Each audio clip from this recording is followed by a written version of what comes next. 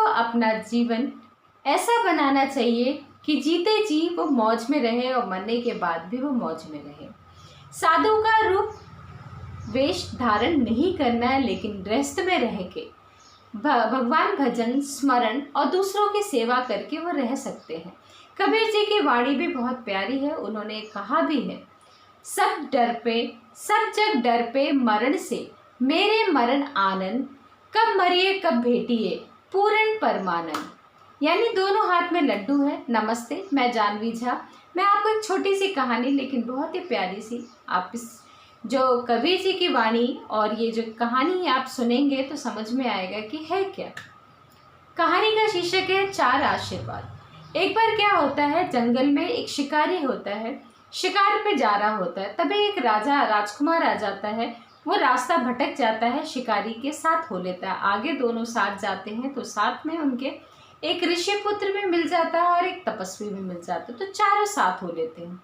जब चारों साथ जा रहे होते हैं तो साथ जाते उन्हें बीच में एक कुटिया मिलती है, जिसमें एक ऋषि मुनि तप करते बुजुर्ग से होते हैं। तो उनसे चारों के चारों आशीर्वाद लेते हैं। तो चारों को जो ऋषि आशीर्वाद देते सबको अलग अलग देते हैं।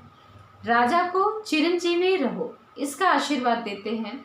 जो दूसरा होता है साधु जो होता है उसको देते हैं तुम जियो चाहे मरो, तुम्हारी मर्जी। जो तीसरा होता है तपस्वी को कहते हैं तुम मरो।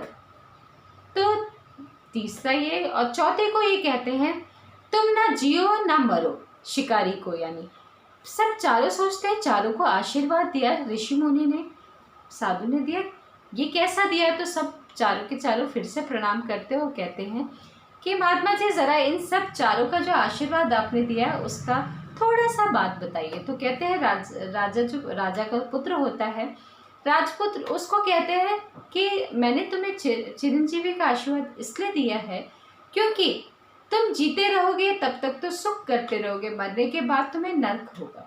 क्योंकि कई ऐसे फैसले होते हैं, कई हम अपने हित के बारे में सोचते हैं तो हमें वहाँ नुकसान होता है और हमें मरने के बाद नर्क होता है। इसीलिए हम कहते हैं, इसीलिए आशीर्वाद दिया राजा को चिरंजीवी का। फिर साधु को कहते हैं तुम जियो चाहे मरो, तुम्हारी मर्जी।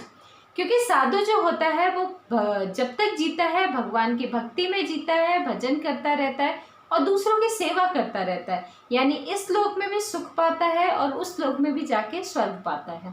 इसलिए कहा तुम्हारी मर्जी, तुम जियो चाहे मरो। तपस्वी को कहा तुम मरो, क्योंकि जब तक तपस्वी जिंदा रहेगा अपने शरीर को कष्ट देता रहेगा और तप करता रहेगा, इसीलिए कहा तुम मरो। फिर शिकारी को कहा तुम ना जियो ना मरो, क्योंकि शिकारी जीते जी शिकार करता है और मरने के बाद स्वर्ग में जाए। तो तभी कहा तुम ना जियो ना मरो। इसीलिए हमारा डिसीजन है, आपकी डिसीजन है, चाहे मेरा डिसीजन है कि हमें क्या बनना है। साधु का रूप धारण करना है, गृहस्थ में रह के, यानी भगवान के गीत गाना है, भजन करना है, स्मरण करना है और दूसरों की सेवा करना है।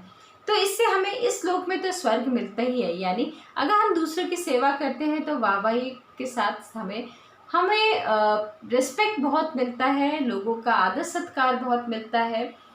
कुछ भी बात होता है सभी के सभी हमारी बात मानने को तैयार रहते हैं। तो इस लोक में स्वर्ग ही हुआ और मरने के बाद तो स्वर्ग ही स्वर्ग। तो अगर मेरी बात आपको अच्छी लग रही है तो प्लीज़ लाइक करिएगा, सब्सक्राइब करिएगा, कमेंट बॉक्स से कमेंट जरूर करना। धन्यवाद।